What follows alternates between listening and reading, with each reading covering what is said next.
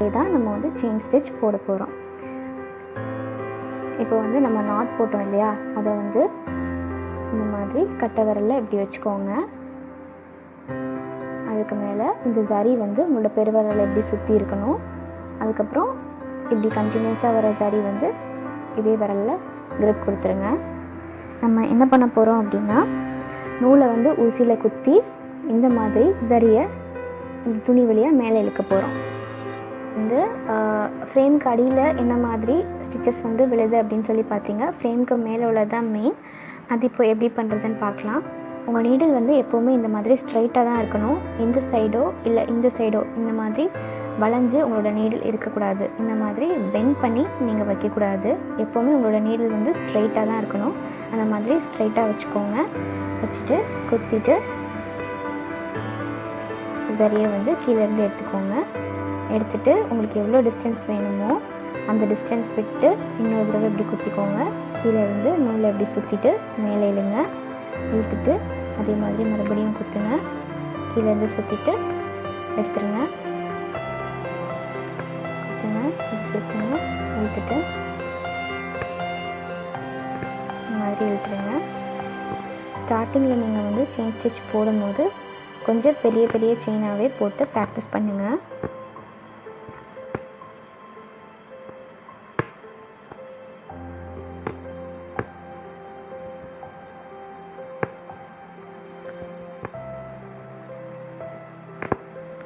இப்போ வந்து நீங்கள் மேலே போடும்போது நீங்கள் வந்து இப்படி ஊசியை பெண்ட் பண்ணி வச்சிங்க அப்படின்னா என்ன ஆகும்னா, இந்த மாதிரி இங்கே வந்து செயினோட அளவு வந்து உங்களுக்கு கம்மியாக இருக்கும். ஆனால் நீங்கள் ஊசியை வந்து இந்த இடத்துல இப்படி கொடுத்துருவீங்க.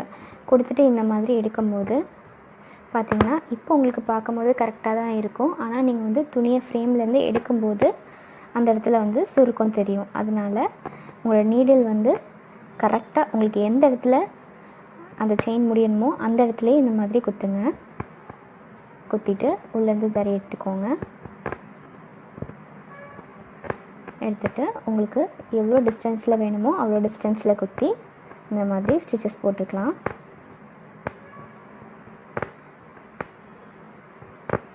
இந்த செயின் ஸ்டிச் வந்து நீங்கள் எந்த அளவுக்கு ப்ராக்டிஸ் பண்ணுறீங்களோ அந்த அளவுக்கு உங்களுக்கு வந்து ஆரியில் எல்லா ஸ்டிச்சஸுமே ஈஸியாக கற்றுக்கலாம்.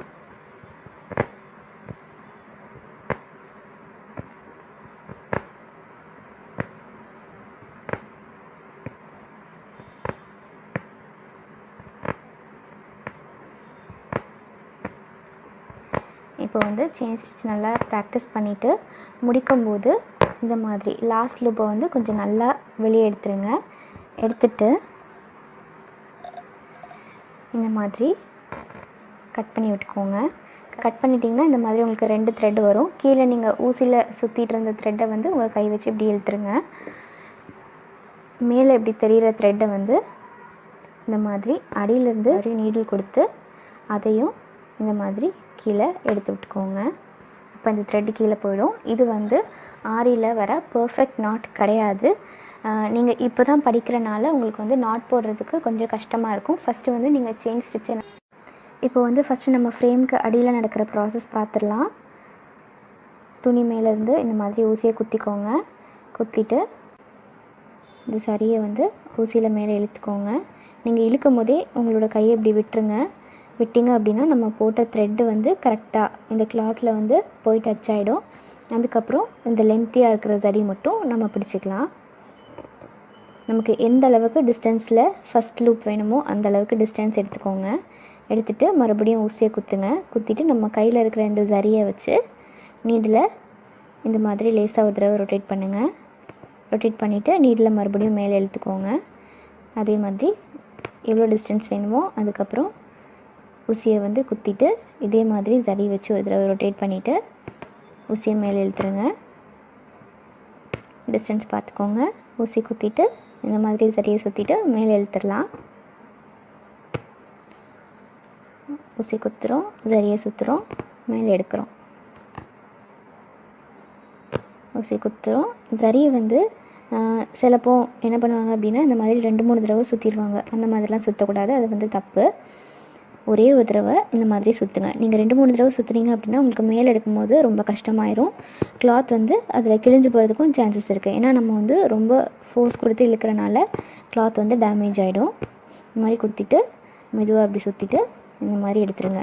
இப்படி நீங்கள் போடும்போது இந்த சரி த்ரெட்டை வந்து ரொம்ப ஃபோர்ஸ் கொடுத்து இந்த மாதிரி இழுக்கக்கூடாது.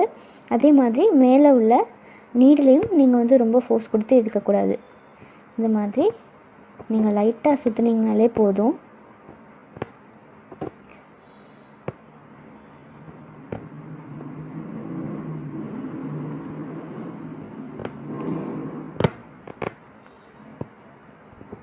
ஃபஸ்ட் டைம் நீங்கள் போடும்போது இந்த மாதிரி பெரிய பெரிய செயினாகவே போட்டு ப்ராக்டிஸ் பண்ணுங்கள்.